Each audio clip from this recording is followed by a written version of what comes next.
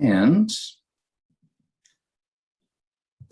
I would like to take the opportunity to welcome you all to the Abraham Global Peace Initiative and our first speaker series event tonight, which is myself, and we're going to be looking at decoding anti-Semitism in education. But before I begin, I would like to turn, the virtual floor over to Avi Ben-Lolo, our chair and founder. Avi, are you able to unmute yourself?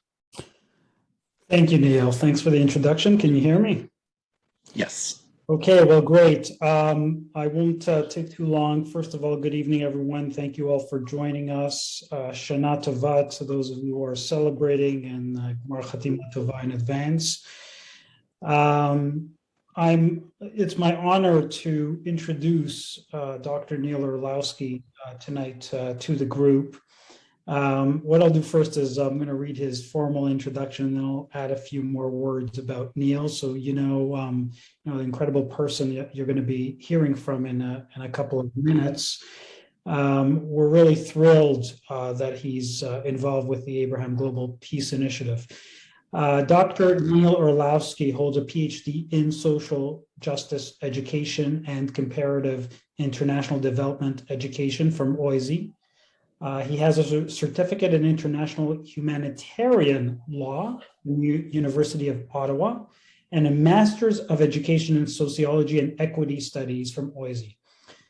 He's a former Canadian and World Studies educator, department head, and certified principal. Dr. Orlowsky has been seconded to York University as Faculty of Education, where he provides insight, expertise in anti-oppressive and culturally responsive pedagogies, international development education, and curriculum development. With more than 20 years in the classroom, Dr. Orlowsky chairs our team of international experts in developing new and innovative curriculum to reflect the vision and mandate of our foundation. Dr. Orlowsky is an incredible educator. I've had the honor and pleasure of working with him now for quite a while. He's been intimately involved in developing the education programs at the Abraham Global Peace Initiative. We're working both locally and internationally, and we have a lot of exciting plans for the educational realm.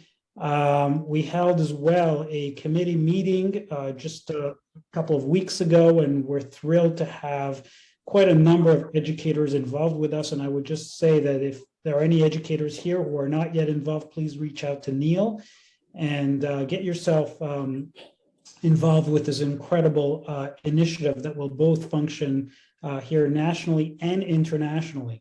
And of course, the subject matter today is so critical and critically important. And I just want to add one point to that before I give the floor to Neil, which is, in May, we all saw what took place and what transpired during the war in Gaza. It was Hamas that attacked Israel, and the anti-Semitism that proliferated not only on our city streets and not only in various institutions, but also in the realm of education. And we've seen this throughout the world in our own communities, in boards of education, where new policies were set forth that used very harsh words, claiming that Israel is an apartheid state, or Israelis are colonizers. Were just horrific. And this is our effort to counter that, to combat it, and to provide new counter narratives within the educational realm. And, we will segue from this workshop to continued workshops to ensure that both here at home in Canada and around the world, the public, both in the education world and otherwise, understand that these are false narratives. And in fact, it's just propaganda, and that there should be no place for it in education. So Neil has done tremendous work in this arena, and therefore, Neil, thank you so much for doing this. Thank you for chairing the educational division of our organization. It's an honor and pleasure to work with you and to welcome you as our first speaker. Thank you very much. And I do want to officially welcome everyone as well, because obviously we couldn't be here without other people's interests. I know we're not all educators here, but given that, I think that for myself, spending 22 years in the classroom, it starts with education, and it starts with the power of children and bringing up children in a world, in a mindset of collective peace and human rights and fundamental freedoms. And, as Avi alluded to, May was a tough time, not just for Jews, but for Muslims, not just for Israelis, but for Palestinians and for all of humanity. And I come to this work tonight because I'm tired. I'm tired of the world we're leaving for our children. I'm tired of being apathetic and complaining. And I'm looking forward with all of you to really be part of that solution. So while tonight's talk is specifically about decoding the manifestations of anti-Semitism in education, as I'm speaking and while I'm using anti-Semitism tonight as a lens, I know that many of us are educators, and while we may not have Jewish students in our class, a lot of what I can say today plays into the other isms and a lot of the hate and intolerance that we're witnessing on our streets and within academia. So with that, I would like to welcome you all and begin a little bit as to what is the Abraham Global Peace Initiative, because we did just launch a few weeks ago with the help of some great teachers and a wonderful board of directors. And I've highlighted a couple of key words that I think are the takeaways. Our job is not to reproduce or to supplement the work of the giants that came before us. There's a lot of great work that's being done already in our city and cities around the world. So our job is really to assist, encourage, and promote the advancement of human rights for all individuals, fundamental freedoms at a global level. As a teacher, one of the things we want to do is specifically look at and suggest concrete ways to address anti-Semitism, to counter prejudice, to promote tolerance through education, but in doing so, helping to co-construct and help teachers design programs, not just focused on anti-Semitism, but focused on all of human rights, all of the fundamental freedoms, global citizenship, inclusiveness, and gender equality. We are surrounding ourselves with curricular experts. So we look forward to the conversation when people say, well, this is great, but what does it look like in practice? So we want to work with educators to set up these mechanisms within curricula to co-construct, to co-plan, and if need be, to co-deliver programs that deal with countering hate, countering the manifestation of all prejudice and all intolerance, both locally and globally. So I want to turn to UNESCO's discussion.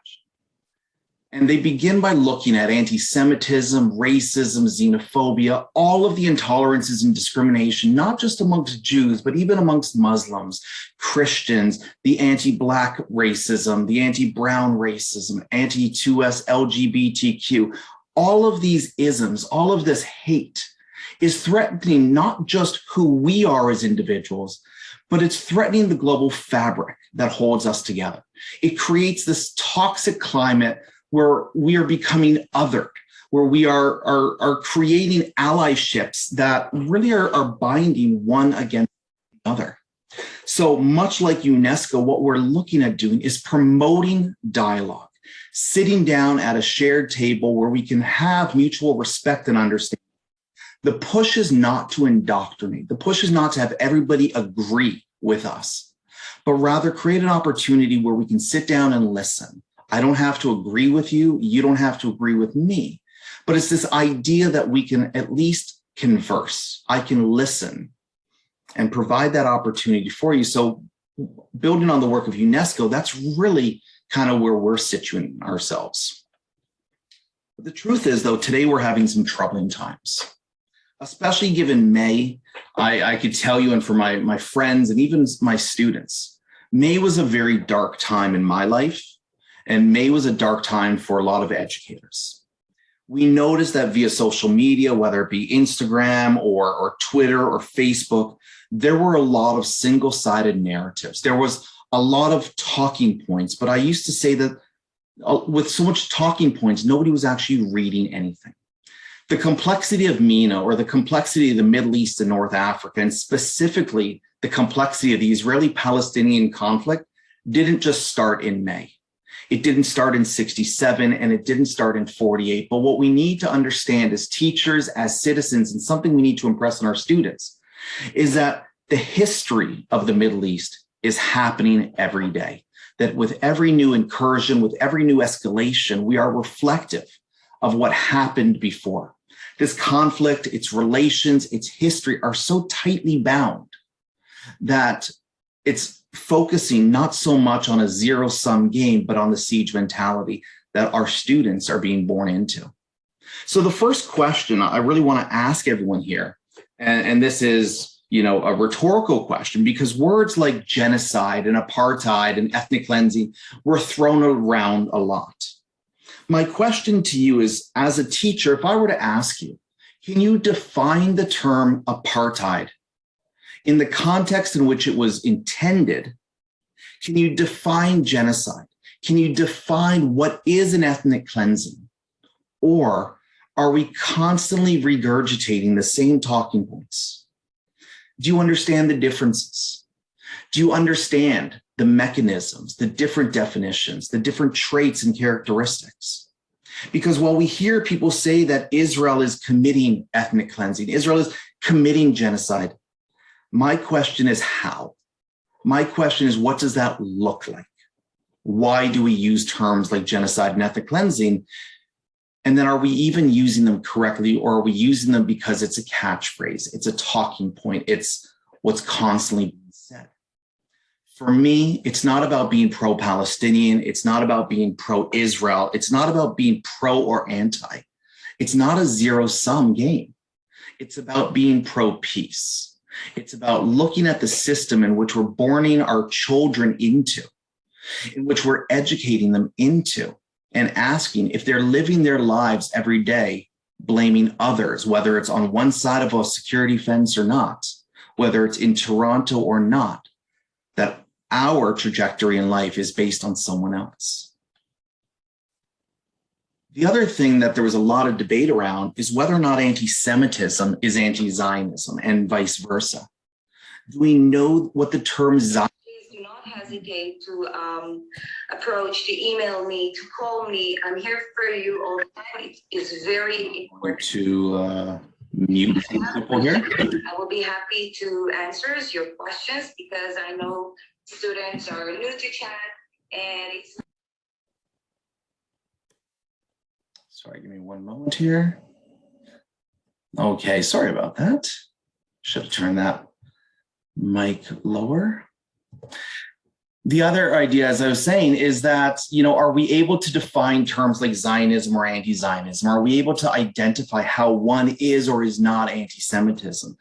Are we able to separate people from politics? Are we able to separate politics from religion? And even in the case of Israel, can you? The reality is that in May, June, even moving into today in September, teachers in the GTHA are more polarized than ever. The situation that happened in May in our workrooms over PD, over Zoom, when people were intentionally blocking themselves, turning cameras off and making comments, did that roll over into today? Are these wounds still fresh, or have we simply put Band-Aids on what eventually needs stitches? Are we able to sit down with our colleagues that differ in their perspective and say, yes, I can disagree, but here's why? We're seeing today, whether it be in California, in Ontario, across North America, all through Europe, that increasing teachers' unions, more and more academic departments and many companies are supporting the boycott, divestment, and sanctioning against Israel. So my question then becomes, well, what is BDS? Is it anti-Semitic? Again, we hear that boycotts are not, or boycotts are, so is it? Do we have the tools to combat that with our own students or in the community to say, yes, it is or is not? Or again, are we simply repeating the talking points? Are we drawing false equivalencies? Whether we are distorting or denying either the magnitude or the existence of the Holocaust, are we drawing false comparisons between COVID vaccines and and vaccine passports and the Holocaust and the Jewish Star. And again, how is that playing into school and society? And even more so, the discomfort when somebody either identifies with or reiterates those comments. In July, we saw the Ontario acting to combat anti-Semitism in schools, I guess, introduction, discussion that happened in July, followed by it at a federal level. But that's all fine and good.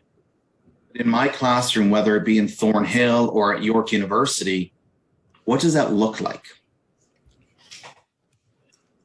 A little in 2020, the Toronto Police Services identified, based on StatsCan, that in Toronto, the Toronto population the Jewish population in Toronto accounts for 3.8% of our total population, but 34% of all victimized groups. So when we're looking at the victimization, when we're looking at motivated or at least hate-reported motivated crimes, we're looking at harassment, vandalism, and violence. 34% amongst all of Toronto for 3.8% of the population. Furthermore, if we're looking at year over year, in 2020, so this is in the last close to 24 months, there were almost 2,500 acts of harassment, 118 acts of vandalism, and luckily, while this isn't necessarily a good thing, there were only 9 acts of violence, accounting for 2,610 violent incidents against Jews in Toronto. We can look at the growth year over year, and we're noticing a trend.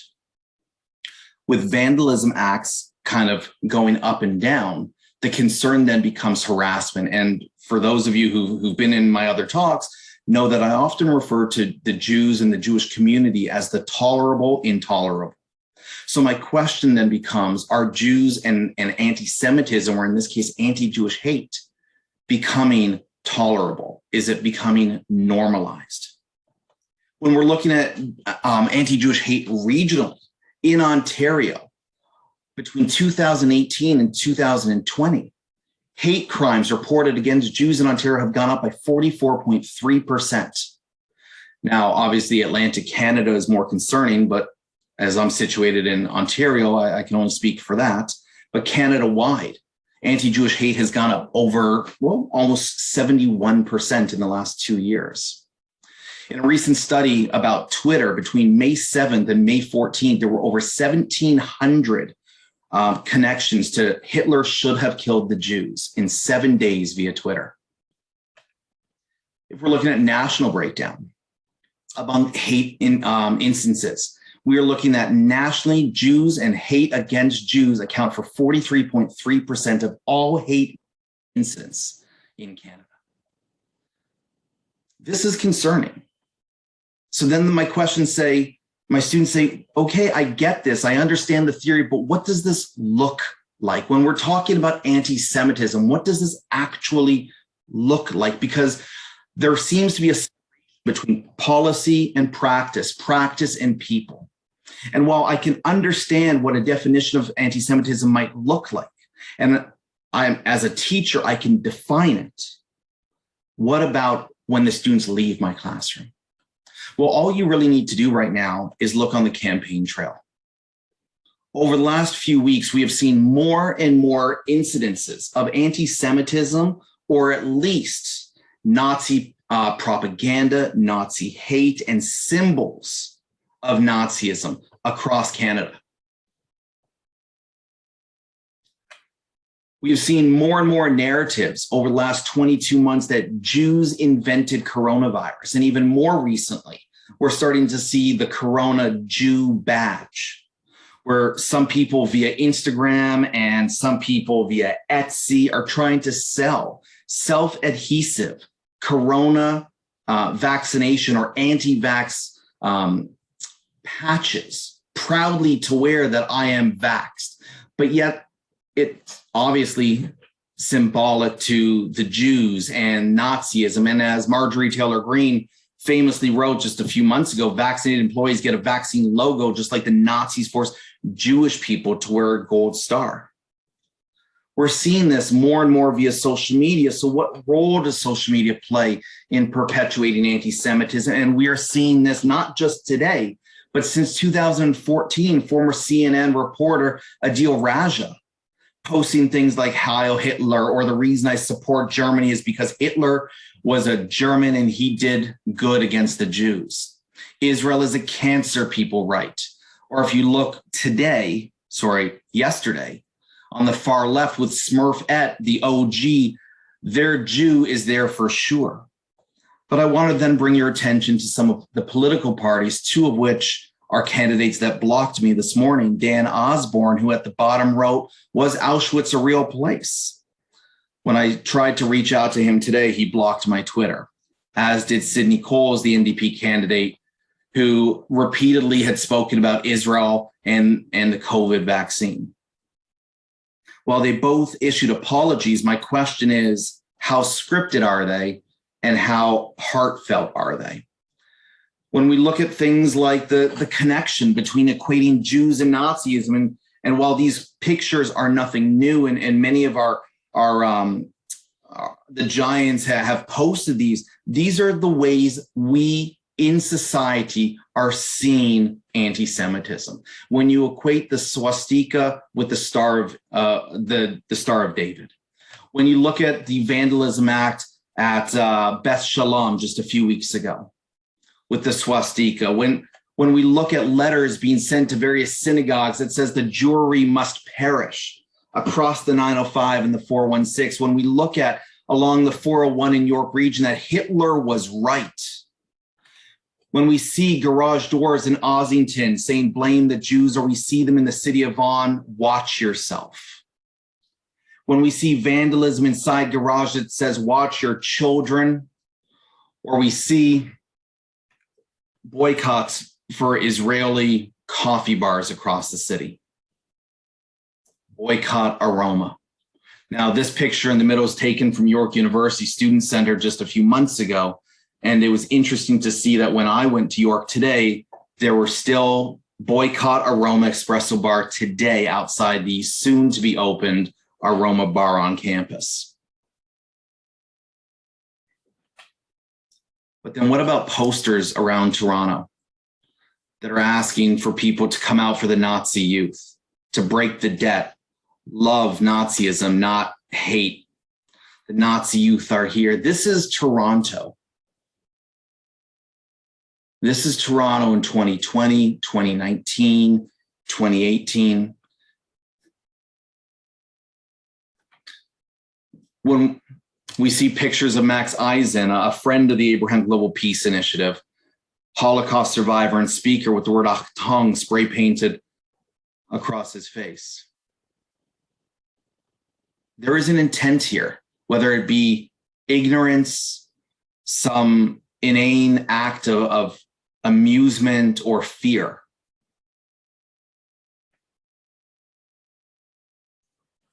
Or in a 2021 rally, well, the concern is not the pro-Palestinian rally, it's the fact that the Hamas flag was flying during the rally. And that's what I want to bring your attention to, is not the pro-Palestine rally, it's the Hamas flag. Because on November 27, 2002, Canada designated Hamas terrorist organization. Following suit, Australia, all 26 nations of the EU, Israel, Japan, New Zealand, the United Kingdom, Paraguay, the USA, all designate them a terrorist organization. It's come to my attention. Are you seeing my slides move or no?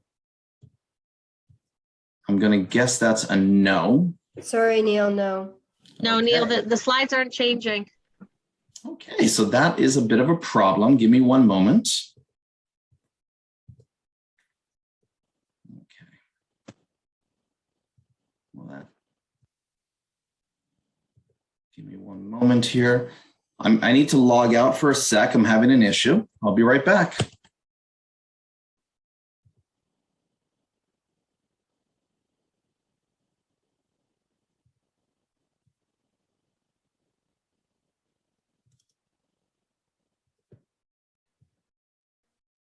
So as I said, the issue is not so much the pro-Palestine rally in Toronto, but rather the Hamas flag that is being waved.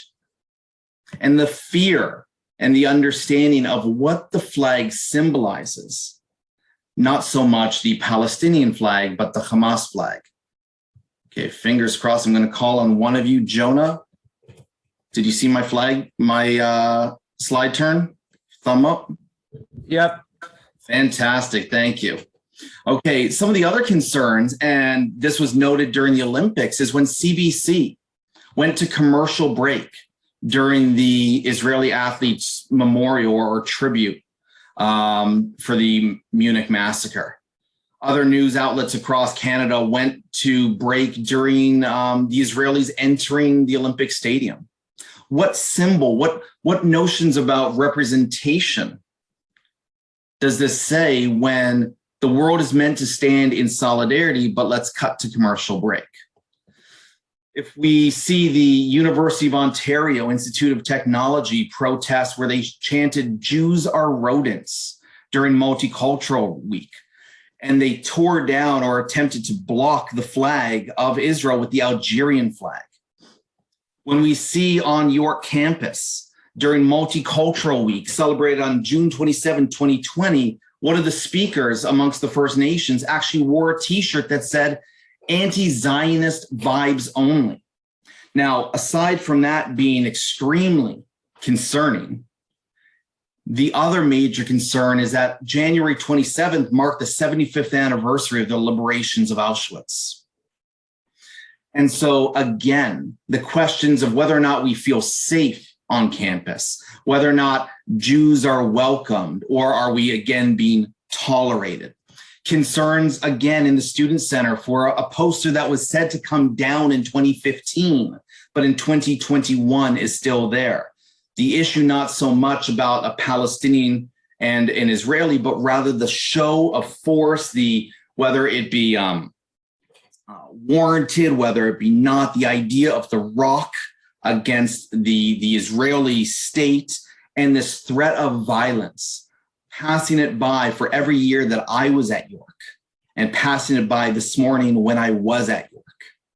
What image comes to mind?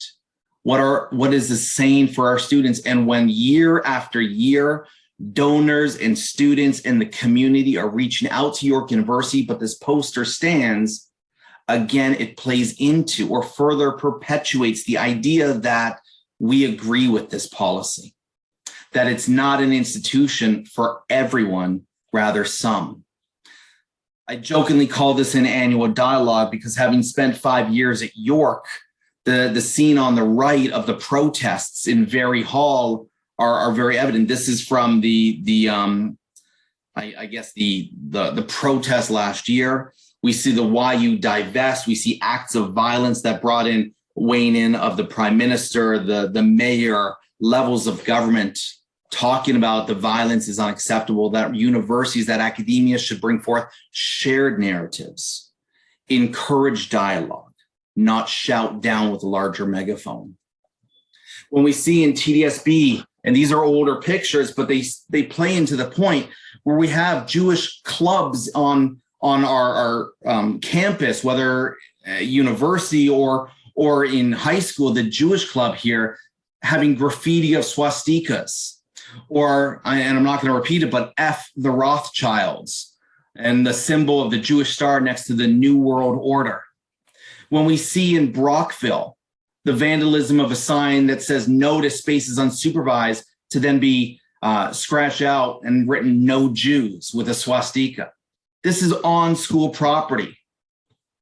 When we're looking at Queen Elizabeth Public School in Chatham, "Kill the Jews." When we look at Stephen Lewis in Peel District, so this is not the York Region School, saying if animal testing is not okay, then why is human testing okay? With the idea that Israel is performing human testing on Palestinian prisoners. When we look at Woodbridge College, when we look at further pictures of Woodbridge College in York Region, when we're looking at other schools across Ontario, Jews did 9/11. When we look at Bishop Strawn in 2018, where the headmaster brought in a traveling troupe to put on The Merchant of Venice, and they encourage the audience to scream hallelujah, to scream burn the Jews, to scream take away their holy books. Why is this okay? And as a teacher, how can you not intervene? It's that normalization of anti-Semitism. It's when you walk off school grounds in Burlington to see words like Auschwitz spray painted to playgrounds, or in Thornhill, a swastika drawn into a kid's sensory activity. William Armstrong Public School in York Region. Bridlewood Community School in the Ottawa Carleton Board. So this is in Canada. St. Teresa Catholic.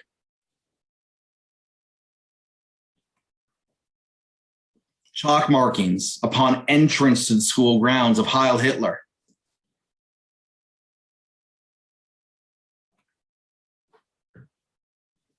Jonah, you're going to have to give me a thumbs up when the video. You already see it? Oh my God. Oh, that's better. Oh, there we go. Right where you belong. This video was shared to me by a student at York. So while this takes place at Columbus State University, it was making its rounds at York University in Toronto. To think that our students don't see this stuff is ignorant. Because when high school projects begin to look like this, tell me you're a Jew without telling me you're a Jew, and it becomes the new fad on TikTok, where people are dressing up like Holocaust survivors, or rather the ghosts thereof.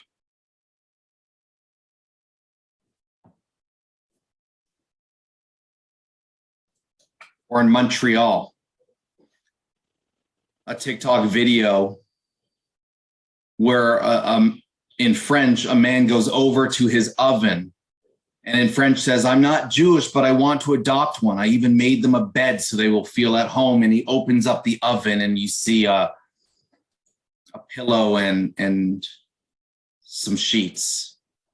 This is what we live with. This is what anti-Semitism looks like. So we as teachers, we as parents, as moms and dads, as brothers and sisters, we have a job to treat education as the one tool that is meant to address bias and perceptions and prejudice. Tonight, I'm talking about anti-Semitism, but I want you to think about how this plays into the manifestation of all hate, all bias, all prejudice and intolerance. That is our job. As teachers, we need to facilitate best practice. We need to raise awareness. We need to overcome challenges. And when we hear things that our moral compass is stuck, we need to say no. Screaming blame the Jews during Merchant of Venice is not okay. Because if these tropes, if these stereotypes are not condemned, that they are not challenged, they become normalized. And Jews, furthermore, become the tolerable intolerance.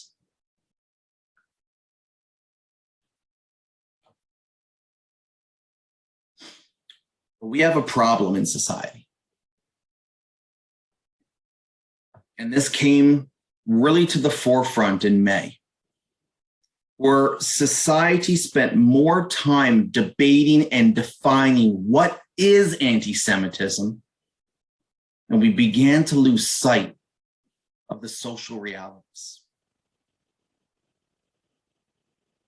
We began to lose sight of stereotypes, of hostility, of the hatred and othering. When Jewish Heritage Month had to compete with Asian Heritage Month, it should never be a competition. And for those of you who were part of my previous talk, know that when I reached out to some of the big companies and said, why? Why didn't you give as much coverage to Jewish Heritage Month as you did Asian Heritage Month?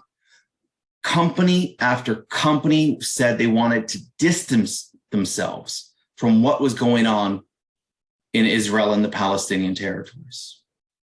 That it was easier to veil than to deal.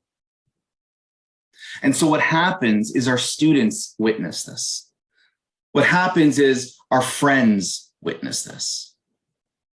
And we laugh at anti-Semitic tropes.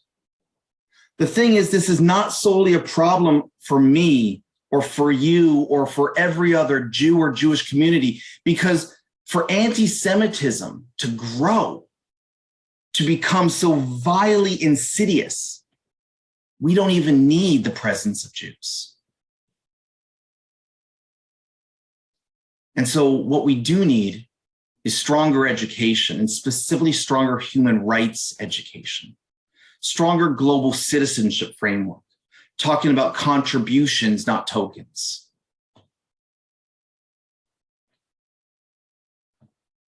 Because every time we hear a slur in the playground, every time we laugh at an anti-Semitic joke,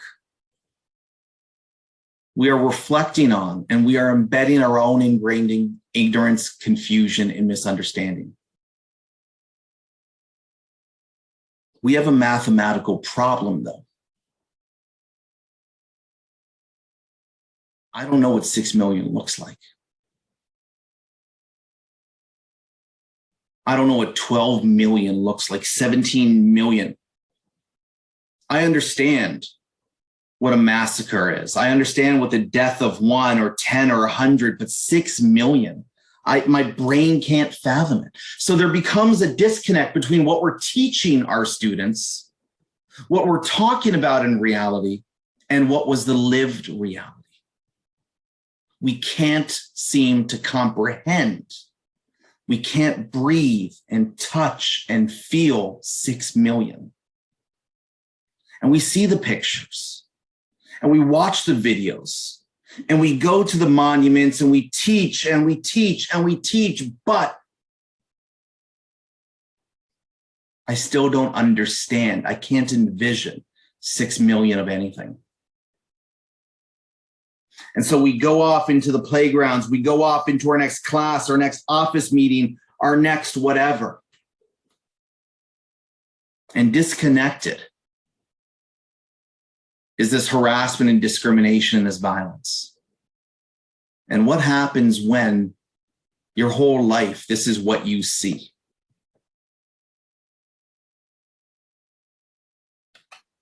So for the teachers out there, for the educators, for the pedagogues, our directors of education, our university lecturers, our principals, our equity champions here, I want to present to you the 11 challenges that I find in education.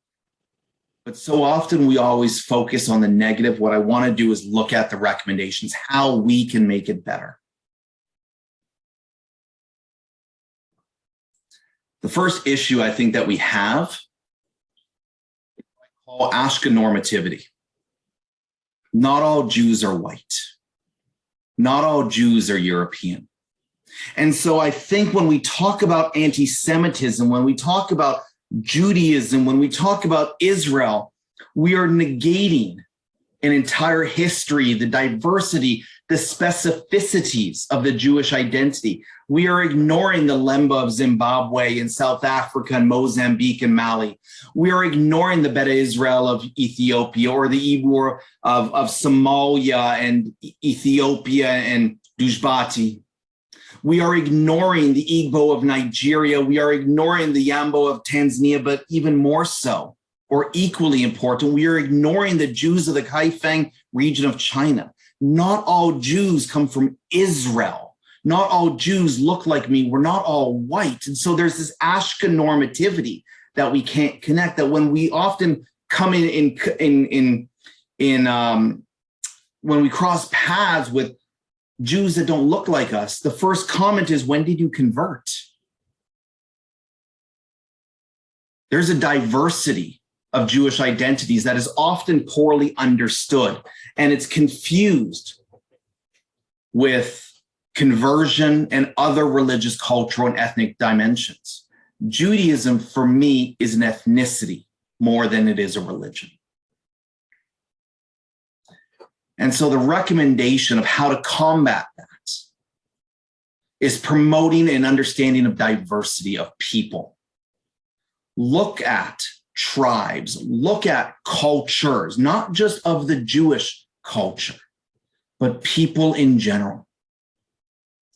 I would begin by looking at the diversity of anti-Semitic definitions, whether it be through IRA or any other group. Look at the definitions, contextualize them, deconstruct them, decode them. Who are they talking about?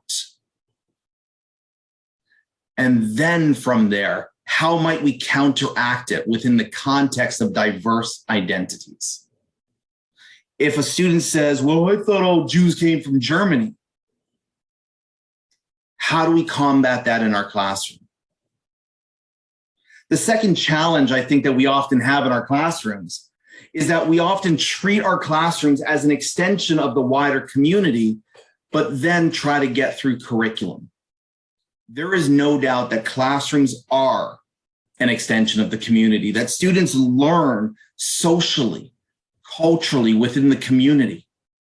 But what we then try to do is counter that with hundreds of pages of curriculum over, let's say, 88 days.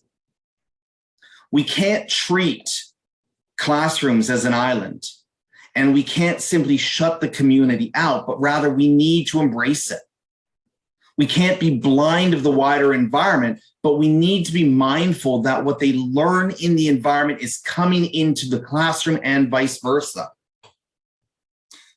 I started with the question, I have a difficult time with understanding what 6 million looks like. So I would ask you to watch documentaries like Paper Clips, or read, especially for the elementary school teachers here, read books like The Wave.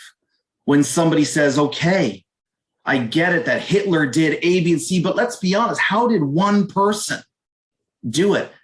How did all of Eastern Europe or Western Europe or Germany opponents say, yeah, let's kill the Jew?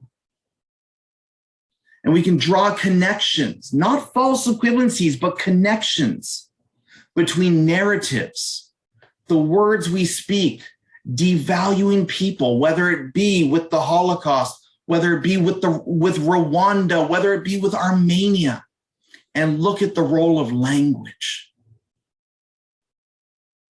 And then we can look at interactions between our classroom and outside. The third challenge that I see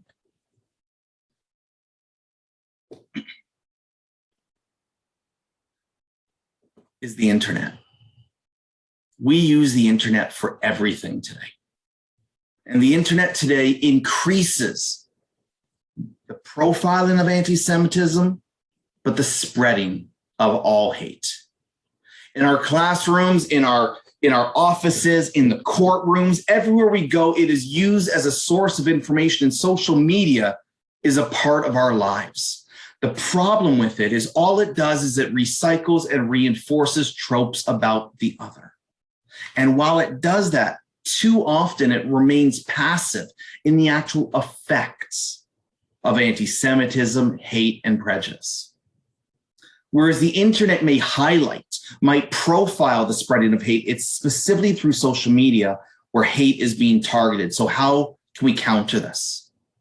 It starts with embedding research, embedding analytics and reflection in our students, in our classes, and everything we do to decode, to deconstruct, and to combat bias, false, inaccurate information. But even more so, it's critical thinking. It's media literacy. And what we want to do is we want to empower our students, not just to be able to recognize it, but to deal with, to counter anti-Semitism, to counter Islamophobia, to counter anti-Black racism, and all the other manifestations of hate. Our fourth challenge is the disconnect between what we learn and what we address. There is a disconnect between what we're teaching about the Holocaust, what we're teaching about anti-Semitism, what we're teaching about hate, and what it actually looks like. I get the definitions. I understand that, but it's not until I go play in the playground, when I sit down at a picnic table like the ones at Bedford Park, just down the street from where I live, where they had swastikas carved in and burned into their picnic tables yesterday. Where I walk to schools in my local neighborhood and I see swastikas carved into the slides. I get it. I understand what anti-Semitism is, but the problem is that when we go out into the community, can we recognize it? But even more so, I see it and I know you see it. But what about the other hates? Can you identify what Islamophobia looks like in society, what anti-Black racism looks like in society, as much as we recognize what anti-Semitism is, and vice versa? Can others recognize it? There's also the push for academic neutrality, that we as teachers shouldn't be siding with any one side, but yet, do we not also need to expose and be critical? So we recommend and we combat this by being reflective between the obligation versus the objective. What is my role as the teacher and what do I mean to do? What do I want my students to walk out with? We want to infuse others' narratives. We want to create spaces to ask questions without, it's okay to challenge. We want to center learning on experience, but at the end of the day, to instill human rights and values in all students.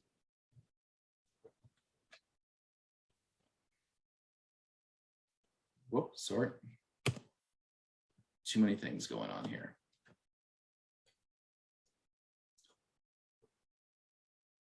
We need to understand the role of casual anti-Semitism, including when we, myself, make jokes about Jews and Judaism. That we need to make sure that we expose all forms of hate for what they are and not just laugh it off. Within our classes, within our societies, within our group of our friends, we also need to recognize ignorance versus tolerance.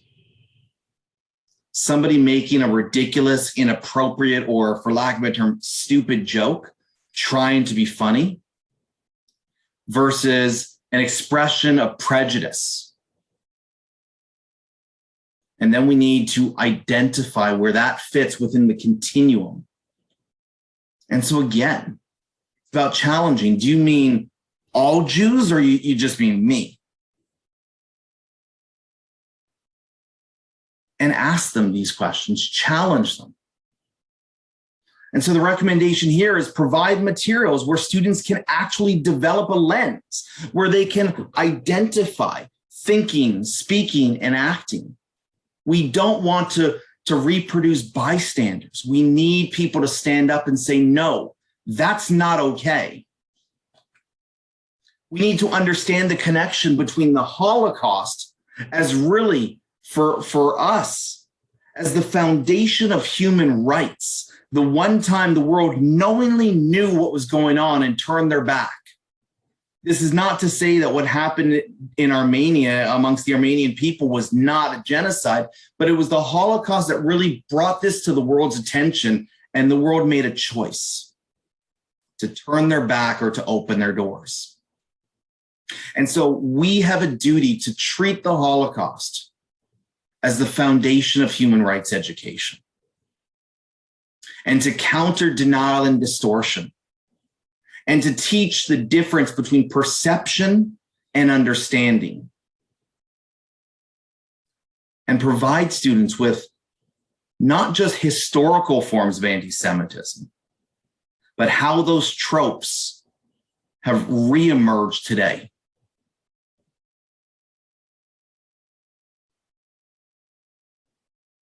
We have to identify the hidden histories. When people draw false equivalencies, well, COVID vaccine is no different than the selection of chamber. What? We need to call out the false equivalencies, whether they are in social media, within our social groups, or in our classrooms. But we also have to understand competing positioning, historical legacies of colonization, imperialism, and wartime experiences. Our students and our staff come to every situation from a very distinct pathway. And it's not that my pathway is better or worse, it's different. And we need to be empathetic and understanding, brought people to this conversation. And to do so, again, not only being empathetic, but we need to do our best to provide a balanced understanding, to provide an opportunity to not only understand difference, but dynamic. When somebody says that Rwanda and the Holocaust were the same, what do you mean, as opposed to shouting them down? Give them the opportunity. It's often hard to give people the benefit of the doubt, but isn't that where the learning comes in?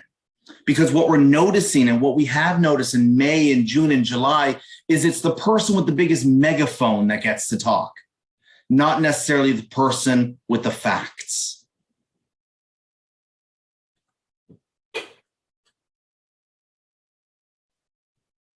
We have a reluctance often to even situate ourselves in the content.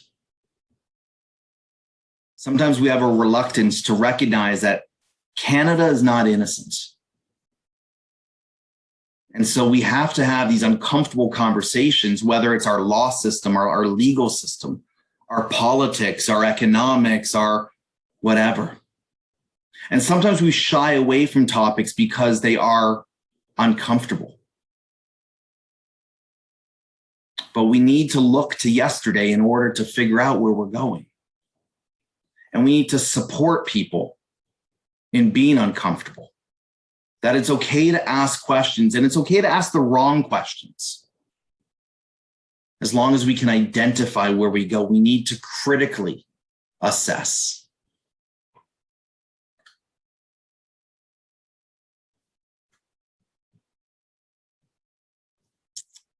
I'll take your question in just a moment. I see Ariola has their hand up, so just give me one quick moment. When we're talking about the Israel-Palestinian conflict, or better yet, the Israel-Hamas conflict, we need to make sure our labels are correct. Who are we fighting with? The issue is that we have anxiety. Some people choose not to say anything either because they're uncomfortable, because they don't know enough, or they're worried about being called out or judged. Sometimes when we engage in these conversations, we have these agendas, or we have these senses of inadequacy. Or better yet, we often just don't have a level of comfort to engage in that conversation. So my question is, are we able to separate the Israeli-Hamas or Israel and Palestinian dynamic from anti-Semitism? Because it seems that our media cannot. It seems that social media cannot, our textbooks cannot. So for you, I say that we need to read everything, not just those that agree with us, but those that challenge us. Because all of the information we obtain are going to frame how we deal with and address issues. If you read only one biased narrative, there's no doubt that that confirmation bias is what's going to drive you. Understand the other side. And as I say to my students, understand the three sides: your side, my side, and the truth. Then extend your knowledge to the curriculum. How can this case, how can this precedence play into what I do? So often I hear teachers say, well, I can't teach history in my math class, or I don't see this as transferable knowledge. Or one of the things I always say to my students is, whose voice is being heard? Whose narrative? Who's represented? Whose story? And where I think, and I don't want to bring so much up what happened in the media in the previous few months, but we need to further best practice. We need to focus on related, vetted academic resources. Vetted becomes key. We can't provide opportunities for our students to go off the rails. We need to provide them with resources. But at the same time, we need to provide resources that share a multitude of perspectives so that they can have an informed opinion. But we as the professionals need to lead them there. And then we need to teach our students, our colleagues, how to vet bias and understand what is bias. And really our last challenge is that I don't have time to do any of this. I have 88 school days, 497 pages of curriculum, 300 expectations. If you're lucky, you only have 35 students. I have to do all this PD, but I don't have the time. On the flip side, we have professional and personal challenges. We may have never witnessed any of the anti-Semitism that I'm speaking about. We may harbor certain anti-Semitic thoughts, but not realize they are. We may have connections to, whether it be directly or the communities we're working in. And so we need to provide students the opportunity to create tools, to evaluate indicators, and to recognize, review, and address my bias and their own. Jonah, thumb up or thumb down? Did you see the slide just change? Perfect. So it's Monday morning. What can I do? And that's the big one. Every single one of you are here because you're either interested in how anti-Semitism has manifested within education, you're the victim of somewhere in time, or you've taken the first step in trying to overcome it. So much like any other program, we need to accept the fact that there is a problem. But it's through education, it's through our children that problem becomes solved. And so we start with looking for every possible definition of anti-Semitism and writing our own, taking from everything that's come before us. And then I want you to familiarize yourself with every anti-Semitic stereotype, conspiracy theory, and political function. And trust me, if CISA saw my hard drive, I would probably be in trouble. But this is what we do. We need to download. We need to understand what's out there and what people are saying about us. And then if we're in the classroom, we need to ensure that every lesson we're doing is supporting human rights, not human rights for some. We need to cultivate respect. We need to cultivate inclusion. And that's being done by looking at who our students are, who our community is, who our society is made up for, and use them as a center of our teaching, use that as a springboard. I grew up in Thornhill. I spent 15 of my 22 years teaching in Thornhill. I could start with the Holocaust.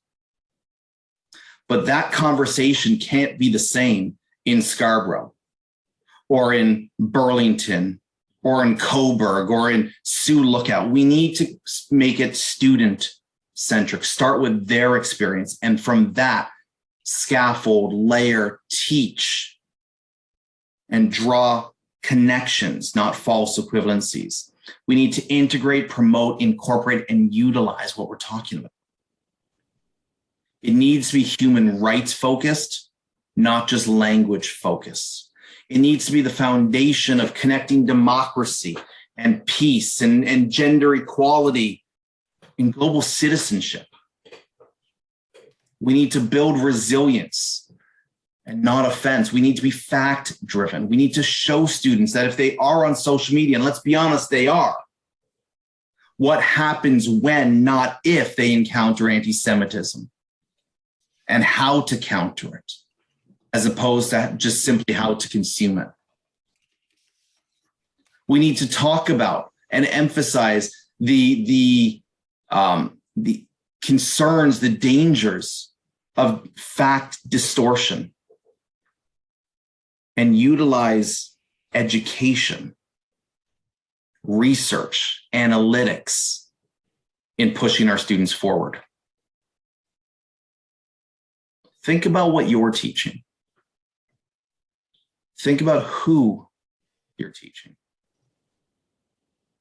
Is the material setting up one story? Are we ensuring that the work we're providing students is free of stereotypes? That the history is, and this is a loaded term, accurate. And the only way to ensure history is accurate is by bringing in all parties, or at least as many parties as possible, to create the intersection of history, not simply one story. We develop our own media literacy. We identify areas of concern, and we don't simply delete them or swipe. We identify them and we talk about them. And the most important part is we need to provide an opportunity for those that disagree with us to be heard so that we can understand all aspects. I say it starts with education because it took me 30 years for me to be able to disagree with my father. My father is born in 1945 in a camp in Poland. My father, being carried in his mother's arms, they walked from Poland to Milan at the end of the war. They then hopped on a boat to Israel. My father joined the military and fought in conflict. Now at my age, I can disagree with my father. The problem is the world my father is born into is very different than the world I'm born into. And so we need to respect where our students come from, the pathways that brought them here, and the reality that what they saw and what we live might disconnect. So before I open it up to some questions, I want to invite you to what I'm going to say are the further 5 most important parts of tonight. Number 1, I ask that everybody sign up for our newsletter on agpi.ca. And I want to bring your attention to 3 very important talks. The first one is this Sunday with the Imam of Peace. And then 2 that I'm very excited for, in conversation with Dr. Jonathan Marion, who I know is here with us this evening, and he'll be talking about Viktor Frankl's Man's Searching for Meaning, as well as my son's favorite book right now, in conversation with Judy Oren, Cry of the Giraffe, which will be Thursday, November 18th. And as Avi alluded to at the beginning, if you want to get involved as an educator, email me, because we're always looking at, as we said at the beginning, dismantling all of the isms. So with that, I'm going to open it up for the chat. So if people are not comfortable simply talking, they can write it in the chat as well. I'm going to call on whoever has their hand up. I need to change my view here. And I think I'll make sure the chat is open for people. And fantastic. Is it Ariella? Yes, it is. Can you hear me? Yes, I can. Thank you. Lovely. Okay, so first of all, thank you very much for making this very important presentation. I just retired after close to 29 years or 30 years of teaching, and anti-racism and anti-Semitism was really something that I focused on as a performing arts teacher, particularly in drama. And but I did want to say something that my ears kind of pricked up when you called Ashkenazi, when you referred to Jewish people as white, because I have to tell you that this has been my experience, that we've been colonized like for hundreds of years until the rebirth of Israel, right? So we're in the process of decolonizing now, and we're learning about ourselves. And one of the things that we're learning is that we're not white. We present, some of us present as white. Some Ashkenazi present as white. Some Ashkenazi do not present as white. They have olive-colored skin. I have cousins who are olive-colored skin. The Nazis and the KKK, the people on the right-wing anti-Semites don't call us white, do not perceive of us as white. And the left-wing anti-Semites do call us white, and their objective is to divide and rule us. They're dividing the Jews of color from the Jews who present as white. So this is something that I think that we have to also pay attention to, because even though some of us present as white, and some of us have white privilege, our experience is not. Right. And so this is something that I think also needs to be adopted and talked about. Thank you. So the idea of what I call Ashkenormativity, right, is this idea or this lens that people, and I'm using people in a general term because individually I don't think we do this, but in general, when we look at anti-Semitism, we see anti-Semitism through the Ashkenormative lens, the idea that Jews are white by physical.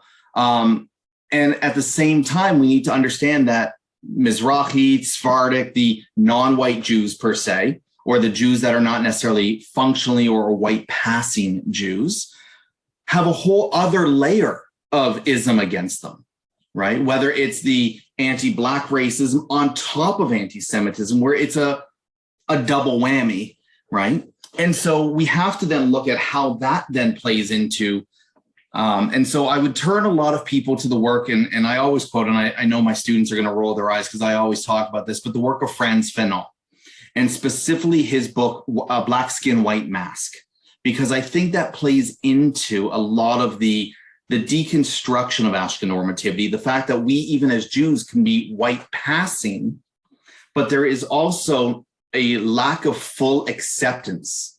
So we have to look at pre-civil rights movement in the United States and post. I also look at it based on the three incarnations of anti-Semitism, or what I call Purim anti-Semitism and Hanukkah anti-Semitism, right? If, left wing or right wing, and I see smiling because you know where I'm going with this, in the story of Purim, it was come kill the Jew, right? And so it's almost that right wing anti-Semitism where it's the shoot up the synagogue. I hate to be so callous, but I think that's the way we can envision it. But if we look at left-wing anti-Semitism, we look at it based on the story of Hanukkah. And the idea that I don't need to kill you, just don't practice. Maybe, have a couple of idols in here. Maybe just don't, cover up your Star of David, which was actually one of the warnings that was told to me when I first started at York. I was wearing a Jewish star, and it was recommended I either don't wear it or I tuck it in. That's what I call the conformity, the Hanukkah anti-Semitism. And today we're seeing that mix, because it's not just that Jews are trying to usurp power from the white, if we're talking about they own the banks and all this, but it's almost a reverse Robin Hood, because we're taking from, but we're not giving to. So it's that attempt to be equal without being, and that becomes a whole other layer. And so I would ask everyone here, and I haven't spoken about yet, but I've started a podcast thanks to AGPI called Spread Hummus, Not Hate, which is this idea of various stories around the manifestation of anti-Semitism in the world. And I hope that answers, but in a quite convoluted way. There's a question from Daron, and I see a couple of other hands. How much is critical race theory influencing the current narrative in educational circles as Jewish white superiority? I'm torn, because I understand academically the merits of cultural race theory. And I think that the way it's being used and adopted may not be doing justice for many people. I'm not an expert, so I want to be very clear when I say I'm not an expert in CRT, critical race theory. I do understand how it's being used and abused in some hallways and annals of academia. I believe that in order to move forward, we need to not only identify with, but we need to understand where we came from. My issue with that is that a lot of CRT, and this may be contested, a lot of CRT has been co-opted by the woke. And so if you're familiar with the woke movement, so I think that that has given a very bad name and highlighted CRT in a very negative, moved it away from what it was meant to do. So that's all I'm going to say as a non-expert. So Daron, it's a great question, but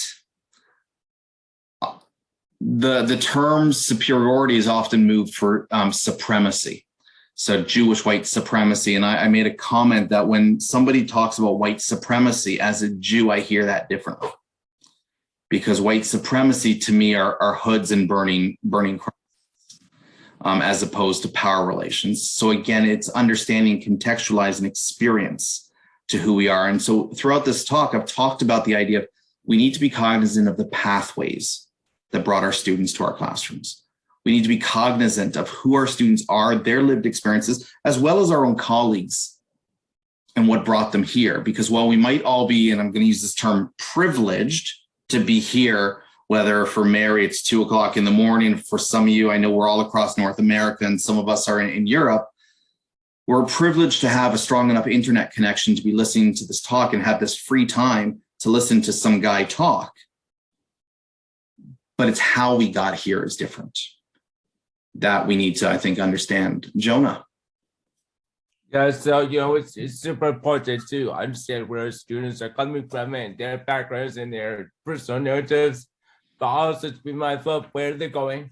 So as far as, most of us are concerned, we're sending our students, especially in high school, on to college, on to university, on to higher education, and we're actually throwing them into apartheid week. And it's one thing when you have a isolated individual draws to a sneaker, or put some stupid ignorant graffiti on a building or a school or a jungle gym. But when you have the whole university promoting apartheid week, that's higher education, which is supposed to be knowledge and sophistication. But it's not, it's all false. So how you reconcile, we want, you know what I mean? And it's difficult because, when I started my own academic journey, and Avi can speak to this because I think I emailed him more than anyone else on the planet, every single poster I saw around the city for Israeli Apartheid Week. And I always found it perplexing. But that's where my own knowledge came from, or rather lack thereof. And so I asked you all questions going forward. Can you define BDS? Can you define anti-Semitism, anti-Zionism? Because I was once challenged in an academic forum and I was shut down. And I think I was shut down because I thought I knew, but I didn't have enough knowledge to combat it. I don't know if I can engage in a conversation as to why BDS is anti-Semitic. I know it is. I've seen the pictures, but do I know? Can I have a conversation academically and explain to someone why this post on Twitter in a position of power, whether it be personal or professional, could be construed as using power to influence? Can we separate bias from? And so these become the questions. So, I'm going to ask, Jonah, who asked the question, and you don't need to answer it, but if I asked you, we know that the conversation is that Zionists are Nazis. What do you mean by that? Are you saying that they're coordinating this and there's gas change? The correction piece that we need. And while we have freedom of speech, we also need to understand that freedoms are limited and what happens on certain campuses. So I'm at York.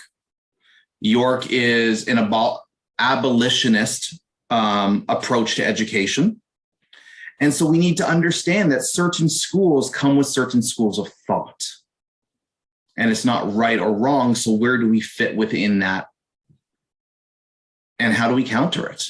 It took me a long time. I'm 3 years at York, and it took me 2 years to figure out the role of abolitionist education. Are there any other questions? So seeing and hearing none, I do want to thank you all for spending an hour and 26 minutes with me. You got me out of, I'm going to finish the recording here.